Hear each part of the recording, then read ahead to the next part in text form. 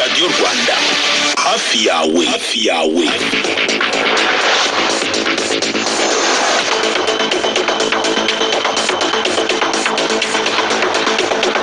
abantu bashobora kugira icyizere ko nubwo Trump yabivuze icyemezo kidashobora gushyirwa mu bikorwa. Numva ubundi ariko ibintu byakabaye, ariko iyo wumva imivugire ya Trump n'ukuntu abifata, we arasa naho avuga, ndakeka yuko ni ikibazo muri system ya Amerika. We arumva ngo yabivuze kandi bigomba kubaho. Nabyo abanyamerika batangiye kumubwira yuko atari umwami. Ntabwo ariyo Amerika iyoborwa nk'ubwami, umwami nawe umwami ufite ububasha bwose ku gihugu. Numva rero wenda inzego zisanzwe, twavuze urwego rwa Congress rwa Pelosi, ariko hari n'urwego rwa Sena, twatekereza yuko rwo mu nyungu za Amerika bashobora kubuza icyo cyemezo gufatwa. Ni ukubitegereza tukabireba muri iyi minsi ya vuba, kuko hari Congress ishobora gukorana, nk'uko tubyumvise muri intervention ya Donatien wavugiraga muri Amerika. Ariko no mu binyamakuru biriho ibyo byatangiye gusohoka byerekana yuko Congress igiye gufata ikibazo kugira ngo gisuzume. Congress nayo nimara kugisuzuma, Sena nayo igomba kugira ikivugaho, noneho kugira ngo icyemezo gihabwe inzira, kibe cyakwemezwa nk'uko perezida gishaka cyangwa kibe cyahinduka. Numva rero aho ku rwego rw'isi no ku rwego rw'ikibazo cy'iki cyorezo dutegereje yuko icyo gisubizo cyaboneka vuba. Abantu baribaza, mu gihe noneho byarangira gishyizwe mu bikorwa noneho Amerika igahagarika ariya mafaranga, baribaza ninde ushobora kuziba icyuho cyariya mafaranga. Niba Amerika itanga miliyoni zigera muri 400 z'amadolari buri mwaka agahabwa OMS, mu gihe Amerika yahagarika, ninde ushobora kuziba iki cyuho? Reka twifashishe Alex Nkurunziza nk'impuguke mu by'ubukungu. Alex, uriho neza? Wiriwe Ferdinand. Ninde ushobora kuziba icyuho mu gihe Amerika yabishyize mu bikorwa neza? Urakoze. Mu by'ukuri ni ibintu bitoroshye, ni ibintu bica inkokora uriya muryango mpuzamahanga w'ubuzima OMS, mu gihe mu by'ukuri icyo cyemezo cyashyirwa mu bikorwa Congress ndetse na Senate ya Amerika baramutse babyemeje, byaza bikoma mu nkokora uriya muryango. Ubwo amahirwe abasigaye kugira ngo isi muri rusange irebe uburyo iziba kiriya cyuho, ariko mu by'ukuri iyo tuvuga isi ku isonga, nuko cyane cyane bino bihugu bigize ubukungu bw'isi, iriya G20, ubwo ngubwo ni ukuvuga ngo ibyo twabirebamo Amerika yavuyemo, abanyaburayi izi Bretton Woods Institution, ni ukuvuga IMF, World Bank. Mu by'ukuri kuko ari icyorezo kibangamiye isi, nibaza ko n'ubundi nk'uko hariho imbaraga zirakorwa kugira ngo babashe kurwanya kino cyorezo, kuko ni icyorezo mu by'ukuri gifite ingaruka zikomeye ku bukungu bw'isi. Nibaza yuko kureberera cyangwa se kureka OMS ibura uburyo bwo kugira ngo ikomeze guhangana na kino cyorezo ku isi byaba ari ibintu batapfa kwemera. Nibaza yuko sinabo bonyine, hari ibihugu byacu, nubwo ibihugu bya Afurika bibarwa mu bihugu bikennye cyane bitanafite ijambo, bidashobora no gutwerera amafaranga menshi muri za gahunda, ariko kubera OMS mu by'ukuri irakora akazi gafite imbaraga cyangwa se inyungu, isi ifite inyungu, ibyo bihugu byose ubushobozi buke, nibaza yuko mu by'ukuri habaho gutanga ariya mafaranga. Ikindi ni uko mbona ko yaba ari opportunity Ubushinwa bugiye kubona kugira ngo nabo bube bwashira amafaranga ahagije muri OMS, kuko urebye menace za Perezida Trump za associating OMS ndetse n'Ubushinwa. Ibaza ko Ubushinwa nabwo rero yaba ari opportunity. Urabizi ko ari cyo gihugu cya kabiri gikize ku isi mu bukungu. Nibaza ko yaba ari opportunity y'Ubushinwa. Nibaza ko Ubushinwa bwarira amaboko kuri iyo opportunity. Nibaza yuko izo reaction cyangwa se ubwo bushake bwo kugira ngo habe ubufatanye bw'isi mu guhashya kino cyorezo cya coronavirus kitahagarikwa n'ariya mafaranga nubwo ari menshi Amerika yatangaga, ariko ku bufatanye bw'ibi bihugu n'aho ibihugu byose biganisha kugira ngo iki cyorezo gihagarikwe, ndumva bitakoma mu by'ukuri birakoma mu nkokora OMS guverinoma yayo, ariko mu by'ukuri ayo mafaranga ashobora kuboneka binyuze muri ubwo buryo. Guma ku murongo gato Alexis, wenda tubanze tubaze Dr. Vedaste Ndahiro, mu gihe byabigenze kuri iki cyemezo kikajya mu bikorwa, ni ibihe bihugu byazahara cyane? Ibihugu byazahara cyane ni ibihugu bifite amikoro make, kuko dufate nk'ibihugu bya Afurika byinshi birabona icyorezo, ariko ingamba dushyira mu bikorwa inyinshi tuba twazigirwamo inama na OMS. Ni ukuvuga ngo ibihugu byose byagiye bigerageza uburyo butandukanye, ariko ntitubimenya. Buri muntu ari mu rugo rwe, twese turi mu rugo, ariko OMS iragenda ikavuga ati ibi bintu byakunze hano mubigerageje byabafasha, ibi ngibi dore umuti ugezweho, ntimufate ibyo byose mubonye, dore ubushakashatsi bwagaragaje ibi. Ni ukuvuga ngo icyo OMS tubwiye akenshi turagikurikiza.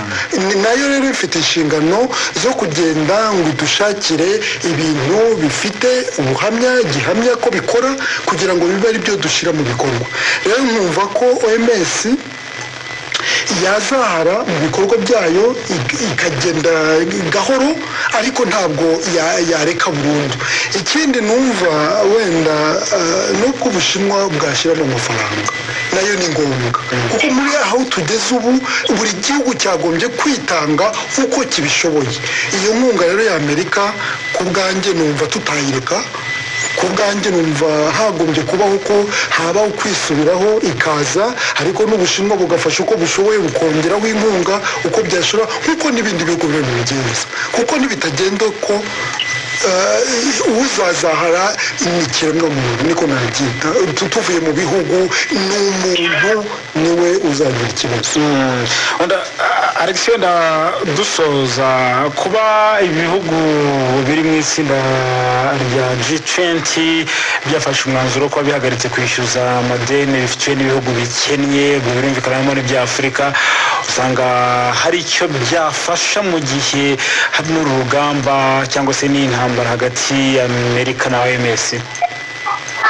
Mu by'ukuri nk'uko natangiye mbivuga, nubwo bigaragara ko biriya bihugu akenshi nibyo biba byaragurije ibihugu bikennye, bakaba mu by'ukuri baranateye n'intambwe yo kugira ngo basonere iriya myenda, ariko aho duhurira nabo, aho biriya bihugu twita byo muri Nord n'ibyo muri Sud, ubu dufite umwanzi umwe.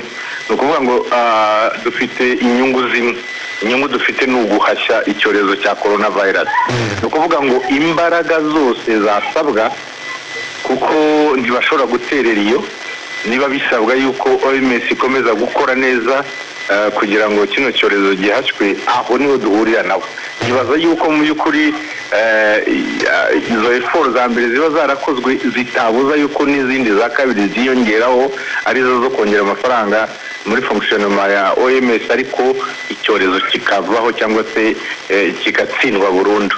Nibaza yuko iyo determination yatumye habaho gusonera ibihugu bikennye kugira ngo birebe uburyo ubukungu bwabyo bugobokwa muri iki gihe, kitabuza yuko nanone ari bihugu bya G20, kuko ibyinshi nta nubwo byumvikana ku byo Amerika ishaka gukora, kuko ubirebye neza n'uburyo babisesengura, ibyo Trump ari arakora n'ibyo bita échappatoire, arashaka kongera kugarura icyizere mu banyamerika, ibyo yabasezeranije yuko ubukungu azabuhagurutsa bukakomeza bumeze neza.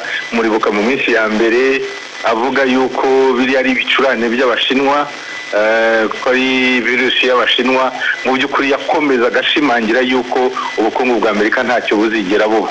Aho rero bigeze nibaza ko Trump ariho agerageza gucungura cyangwa se credibility ye cyangwa se gusova electora izamutora mu kwa 11 kugira ngo yikuraho amakosa, dore yuko abaguverineri barenga 8 bo muri leta 8 zisa nkaho zifite ari munini w'abantu barwaye coronavirus bariho babimushiraho kuko babujijwe gufata ibyemezo bikwiye kugira ngo bahaje icyorezo kubera administration ya Trump.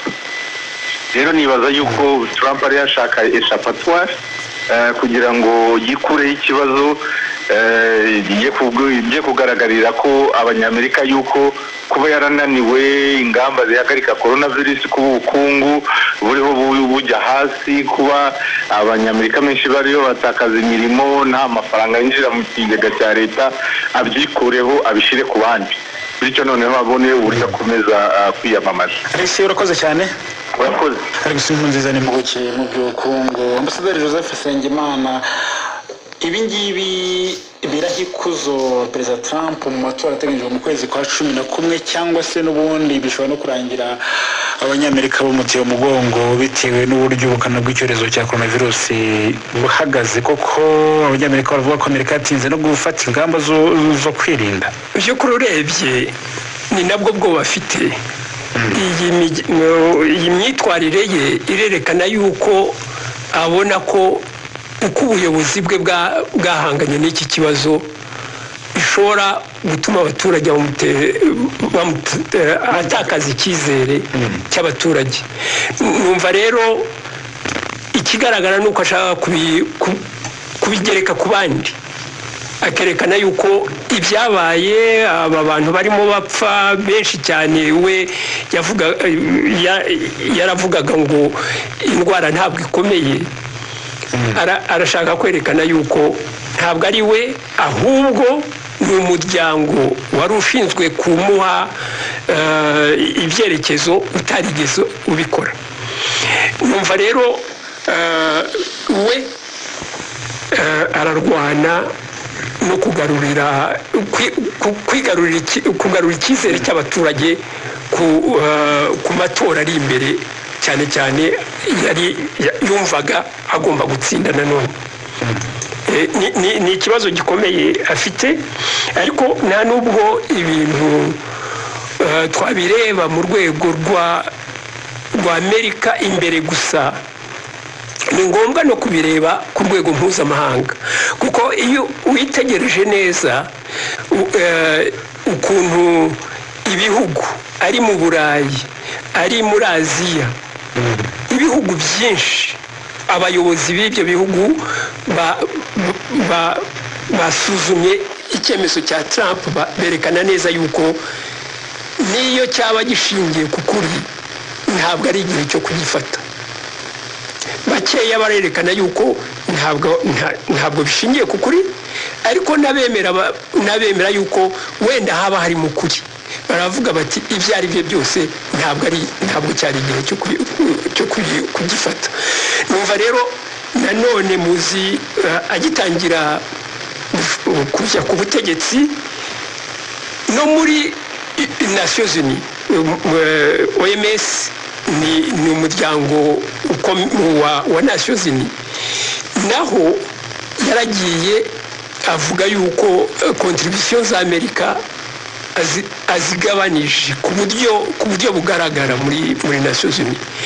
Numva rero ni ibintu bisa naho bikomeza kugenda byerekana yuko cya gihugu cyari gihangange, kandi cyerekanaga ubuhangange bwacyo kitanga umugabane ugaragara kugira ngo gishyigikire iterambere ry'isi mu rwego rw'umuryango mpuzamahanga, umuryango wa Loni. agenda bivamo ntabwo bijyanye na bwa buhangange yavugaga ashakira Amerika. Ni ukuvuga yuko no mu rwego mpuzamahanga biragabaniriza uburemere Amerika mu rwego rw'isi. Dr. Vedaste Ndahindwa, ubundi icyorezo cyugarije ibihugu n'ubundi byose byo mu isi, nta gihugu na kimwe kitarebwa n'icyorezo cya coronavirus. Amerika nubwo ivuga ibingibi wenda ngo hari aho OMS yahengamiye, ubundi hari uburyo OMS ishobora gufasha igihugu kimwe kurusha ikindi bitewe n'iki cyorezo? Ntabwo byashoboka, ntabwo gufasha igihugu kimwe ngo ukareka ibindi nta n'icyo waba ukoze. Bigitangira nk'uko twabivuze byahereye mu Bushinwa, ibyo kwari ugufasha Ubushinwa ngo burangize icyorezo vuba kugira ngo bidakwira ahandi. Iyo wari umugambi wa mbere. Icyo cyorezo kirangire mu Bushinwa kandi nanone kidakwiye Ubushinwa bwose. Haza kuba ikibazo mu bindi bihugu nka Korea n'Ubuyapani byaje, ariko nabyo bifata iya mbere birabirwanya. Ikibazo cyaje kuba kigari cyane bihereye mu Butaliyani. Ni ukuvuga ngo kitakiri ikintu, ariko abantu bavugaga bati Uburayi ntabwo cyatindamo, bafite inganda, bafite ubushobozi, bafite ubumenyi, bafite abaganga, ariko byaje kugaragara ko iyo utiteguye icyorezo kiraza kikagaragaza ko nta wakwitegura ngo abashe guhangana n'icyo cyorezo cyihuta kuri uru rwego. Ikindi OMS ikora cyane ni ugutabariza ibihugu bifite intege nke. Kavuga ati nyaboneka nk'ubu dufite ikibazo cy'isoko mpuzamahanga, utu dupfukamunwa, biriya bintu bambara, ibyo bakoresha bapima nimba umuntu ayifite cyangwa atayifite, ibyo bintu bikorwa mu bihugu bike. Kugira ngo rero bitugereho, n'ukuntu ingendo z'indege zahagaritswe biratera ikibazo gikomeye. Niyo mpamvu habayeho n'ibintu byitwa ngo ubufatanye. Hari indege bise ubufatanye, aho ibihugu bya Afurika byahawe inkunga ya bimwe mu bikoresho mu bihugu 95 babonye bifite intege nke kurusha izindi. Nk'uwo ni umugambi wa OMS kugira ngo turebe na bya bihugu bifite intege nke bitabasha kwigererayo, kuko iyo ugiye ku isoko mpuzamahanga Amerika iraza ikagura miliyoni 100 z'amasike, wajya kuzishaka ugasanga uruganda rurakubwira ngo twebwe izanyu zizakorwa mu byumweru 6. Ubwo se tuzaba dufite iki? Ariko OMS iragenda ikabasha kugura ibyo ibonye, none ikabisaranganya ibindi bihugu, ikanagira inama ati nyaboneka nubwo mufite ubushobozi mureke n'ibindi bihugu birwanye, kuko ntabwo icyorezo gushira iwanyu kizaba gishize ku isi. Urumva rero ni uruhare rwo kureberera abafite ubushobozi no kugira inama, gukusanya inkunga no kureba cyane cyane ibijyanye n'aho ubushakashatsi bugeze, kugira ngo umuti ube waboneka bwangu cyangwa urukingo cyangwa se ibindi byose byafasha abatuye isi kurwanya iki cyorezo. Niba Amerika ivuga ko iki cyorezo cyatangiraga mu gihugu cy'Ubushinwa, OMS yabahawe ubufasha bwose bushoboka, ariko kuri ubu bikaba bigaragara ko Amerika ariyo yugarijwe bikomeye cyane n'iki cyorezo, nayo ikifuza ko ubufasha OMS yahaye Ubushinwa nayo yabuhabwa, kubera iki bidashobora gukora? Sinumva ko wenda OMS yahaye Ubushinwa inkunga runaka. Icyo yafashije yarayitabarije, yabafashije, yabwiye n'ibindi bihugu ati nyaboneka reka dufashe Ubushinwa kuko bwugarijwe, kandi uko bwugarizwa niko isi yose yugarijwe. Kwari ugutanga rero impuruza kugira ngo dufashe isi yose ifashe Ubushinwa kandi inifashe. Mu bindi bintu yakomeje kuyitabariza kwari ukukusanya ibimenyetso, guhamagara abahanga babasha gukurikirana icyo kintu kugira ngo babe batanga ubufasha. Ariko si inkunga y'amafaranga wenda OMS yafashe ngo yahe Ubushinwa, ni kwari kwifasha mu ngamba igenda ifata, ariko cyane cyane binagamije no kumenya amakuru yafasha n'abandi. Bumva rero ko cyari igikorwa cyangombwa muri icyo gihe.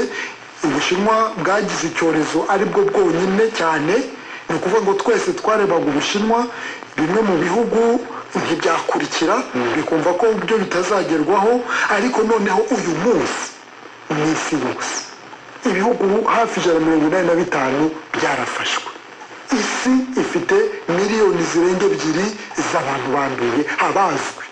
ifite abantu bamaze guhitanwa n'iki cyorezo. Rero ubu ngubu niyo mpamvu wenda nta gihugu runaka wavuga ngo OMS noneho izareba kuko byabaye isi yose. Bigitangira byari Ubushinwa, hari ingendo nyinshi zabaye n'umukuru wa OMS yagiye inshuro nyinshi ajya kubona ati turi kumwe namwe tubafashe turebe namwe mutubwire amakuru aho byaturutse tugire icyo tumenye.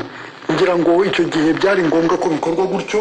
Wenda Amerika yabonye ko kwari inkunga ikabije kuruta uko ibindi bihugu bibona ubu ngubu, ariko ubu ni twese tubirimo, reka dufatanye kandi twizeye ko kizarangira. Hari uyu witwa Ramo yagize ati ahubwo Tedros ararengana kabisa kuko siwe wemera ko abanyamerika bapfa pe, ahubwo Trump iki ni igihe cyo gutekereza icyakorwa ngo Amerika yose itaremba. Guhagarika inkunga sibyo kuko abaturage bakomeza gupfa bitewe n'agasigana ko kutumvikana. Ibi byose nabyo bitera intambara muri iyi si. Mu gihe witwa Pierre Claver we yagize ati kuki Ubushinwa cyangwa se Uburusiya badatanga iyo nkunga bishyize hamwe, hari ingaruka nyinshi mbi byagira. Arabaza ko impamvu wenda Leta Zunze Ubumwe za Amerika zitanga amafaranga menshi kuruta ibindi bihugu by'Ubushinwa, Uburusiya. Ambasaderi Nsengimana wabaye n'umuryango w'abibumbye, ubundi igihugu gitanga amafaranga menshi kubera aricyo gifite ubushobozi cyangwa se biterwa n'izindi nyungu? Hari amafaranga atangwa bishingiye ku bukungu bw'igihugu. Ayo mafaranga buri gihugu kirabarirwa. Hari ukuntu abahanga mu kumenya ubukungu bw'igihugu buri mwaka, ni ibintu bashyira mu myaka, noneho bakagenda bahereye ku bukungu icyo gihugu cyagaragaje bagashyiraho amafaranga kigomba gutanga. Ariko kubera ko hari ibihugu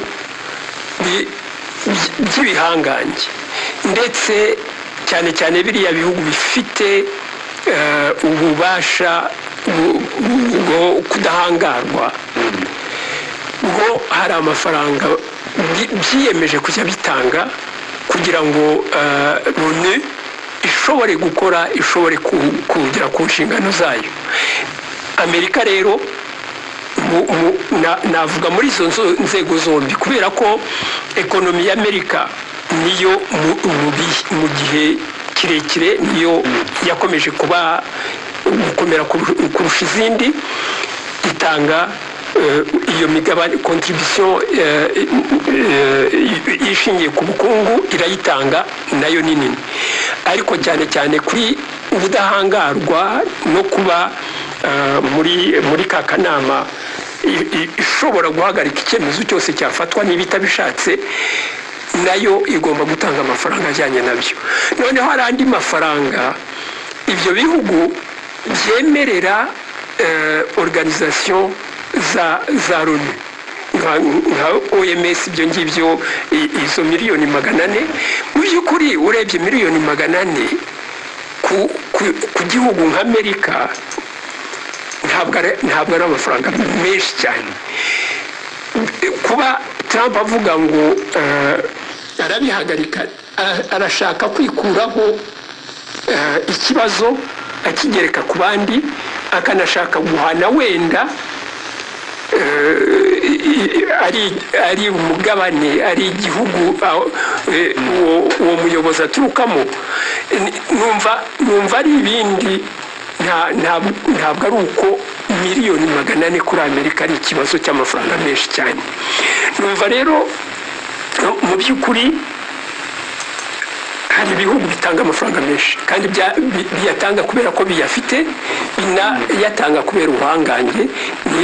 Niho bishingira ko Amerika yatangaga amafaranga ushobora gufata nk'aho ari menshi, ariko mu by'ukuri kubera ubuhangange bw'icyo gihugu bijyana n'ubushobozi icyo gihugu gifite. badasa ukurikije uburyo OMS ishyigikiwe ndetse n'uburyo bigitangazwa abantu bahise bagaragaza ko bashyigikiye Tedros, usanga Amerika idashobora kwisanga iri yonyine ahubwo mu kurwanya iki cyorezo. Amerika ntabwo yaba yonyine kubera ko icyorezo ni icy'isi, buriya tugiye kubirebera muri Amerika no guhangana n'indi ukirwanya n'indi wagitsinze ntabwo waba ufite ukuri. Tedros ni nk'umuyobozi ntacyo atakoze we ku giti cye cyangwa nka organization muri rusange. Buriya Tedros agira impuguke zimugira inama, akenshi biriya byose bakoze barateranaga bagafata icyemezo, no mu byemezo byinshi byafashwe n'abanyamerika babarimo, ni amahanga yose abarimo. Ni ukuvuga ngo si ikibazo mbona cy'umuyobozi cyangwa cya organization, kuko ibyo wagombaga gukora barabikoze. Buri munsi habaho inama, bagahamagara abanyamakuru bakavuga ngo uyu munsi twamenye ibi, uyu munsi habayeho iki, uyu munsi twungutse ibi, uyu munsi iki cyahindutse kuko twamenye ibishyashya. Ni ukuvuga ngo ayo makuru yagiye atangwa buri gihe. Bashyizemo urubuga rwo kuri interineti rugenda rushyiraho amakuru buri kanya uko bishoboka, kandi bagakangurira abantu. Hari n'igihe bavuze bati isi ikeneye miliyoni zirenga 600, bari bivuga ati nyabuneka aya mafaranga natangwe kugira ngo dukumire. Hari ibihugu byinshi bitahise bifata uwo muhamagaro ngo babikore bwangu, bavuga bati ngo reka tubanze turebe.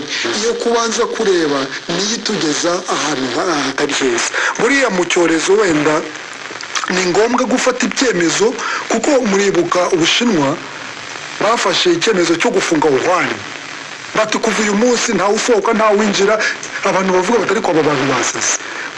Twumvaga icyo gihe ari ibintu bikarishye birenze igipimo cy'uko byagombaga gufatwa. N'icyo gihe OMS yari itarafata uwo mwanzuro, ariko baza kubona ko ari byo byabafashije. Ni nabyo natwe twigiraho. Urebye ibihugu byinshi biro biragerageza kugira ngo bakumire. Rero nkumva ko atari uko hari ikintu runaka kitakozwe, nta nubwo biri butange igisubizo, ariko ku bwa OMS ndumva iri bukomeze, ntiri bucike intege. Kandi ibindi bihugu ntibise ukuvuga ngo birashyigikira OMS, kuko OMS ni isi yose. OMS si umuntu, si igihugu. Buriya n'umuyobozi wa OMS niyo agiye gutorwa, ni ibihugu bitora, ntabwo ari manda cyangwa baraterana ba minisitiri bakora assemblée bagatora umuyobozi bakamuha. Ni ukuvuga ngo ibihugu muri rusange nk'umuryango w'abibumbye bibigiramo uruhare. Ni nayo mpamvu OMS ntabwo ifite kapasite yo kwempoza, yo gutegeka ibihugu. Iravuga ati reka turebe isi ikidufitiye akamaro nk'ibihugu byose ku isi. Numva rero ko ibihugu byose bizagerageza biganire mu ruhando mpuzamahanga, habemo kuganira, diplomasi ikore ku buryo ndizera ko umuti uzaboneka. Ambasade, iki cyorezo cyasiga Amerika ihagaze nibyo navugaga mu rwego mpuzamahanga. Mu rwego tekinike, mu rwego rw'ubuzima, ikigaragara ni uko ntabwo ari byiza uko ibihugu virusi yagiye igera mu bihugu. Ubu murabizi New York niyo yatangiye kuremererwa cyane, ariko ubu hari izindi za leta nazo umubare ugenda wiyongera. Nicyo gihugu cya mbere ku munsi kimaze kurenza impfu 2,000 birenga. Numva rero ku munsi 2,000 birenga ku munsi. Numva rero birasiga Amerika biyijegeje rwose kuri urwo rwego rw'icyorezo. Kandi nta nubwo umuntu yavuga ngo birasiga, kuko ntabwo tuzi aho bigana, nta rukingo, nta muti uraboneka. nubwo ubushakashatsi bugenda bwiyongera ndetse hari imiti irimo mu rwego rw'igeragezwa ari muri Amerika ari hirya no hino muzi impaka zagiwe nanone za OMS Tedros agerageza gukuraho ibyari byavuye mu Burayi cyane cyane mu Bufaransa bashaka yuko inkingo zigeragerezwa ino imiti igeragerezwa muri Afurika. Numva rero kuri Amerika ishusho ntabwo ari nziza ukurikije uburemere bw'iki cyorezo mu masegonda 10 n'umunota umwe wonyine usanga ari iki gikwiye gukorwa. Nge nifuza yuko isi yose yafatanya kuko icyorezo ni cy'isi ni ikiremwa muntu kibangamiwe muri rusange ndetse abafite ubushobozi kurusha abandi bakaba bashyiramo ibikoresho amafaranga kugira ngo igisubizo kiboneke kuko ikigaragara nuko ubwo bushobozi niba budakoreshejwe kugira ngo umuti uboneke ntacyo bizamarira cya gihugu ntacyo bizamarira abaturage babo. Rakoze cyane Dr. Vedaste, ukurikije uburemere ubukana bw'icyorezo hakorwa iki muri isi? Uburemere bwacyo bugaragaza ko uruhare rwa buri wese ku kigero cy'ubushobozi cya buri wese gikenewe. Si ibihugu gusa n'abantu ku giti cyabo nidufatanye kugira ngo tukirandure vuba ubuzima bugarukiye mu busanzwe kuko uko bitinda niko bitugiraho ingaruka. Ubufatanye ni ngombwa rero.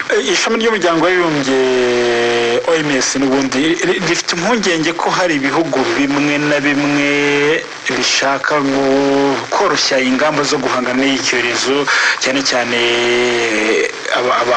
ibihugu byinshi byategetse abaturage babyo kutava mu ngo ariko hari ibihugu bimwe na bimwe birimo kugerageza koroshya izo ngamba kandi nyamara zugarijwe n'iki cyorezo. Ukurikije uko ibintu biri kuri ubu ngubu ni igihe cyo koroshya cyangwa se haracyari igihe?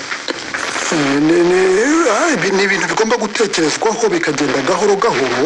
Icyagaragaye cya mbere ni uko virusi uburyo yandura yihuta mu kwandura ariko iyo igiye kugabanuka igenda gahoro. Kubikuraho rero bidusubiza hahandi twatinyaga iyo bikuriyeho rimwe kugira ngo biveho. Hari amabwiriza mashyashya yasohotse avuga ati murebe ese mwabasha kuvura abantu, ese mwabasha gukumira, ese abanduye mwabasha gukurikira abo banduje ngo mubabashe kubatestinga, ese murabona ko imbaramutse byiyongereye mwabona ibitaro muvuzemo abo bantu. Ni ukuvuga ngo hari ibintu byinshi byagombye kurebwa wenda bagerageza kudohora bikagenda gahoro gahoro bitabereye icyarimwe. Murakoze cyane ko dusoreza ngaho ikiganiro cy'isano cyagezweho mu Musaga Dr. Ndahindwa. Wakoze cyane. Murakoze cyane Ferdinand. Abasaderi Joseph Nsengimana mwakoze cyane. Urakoze Ferdinand. Ni naha dusoreje ndi Ferdinand w'Imana nkomeze mbifuriza ibihe byiza tugasubira ku munsi w'ejo.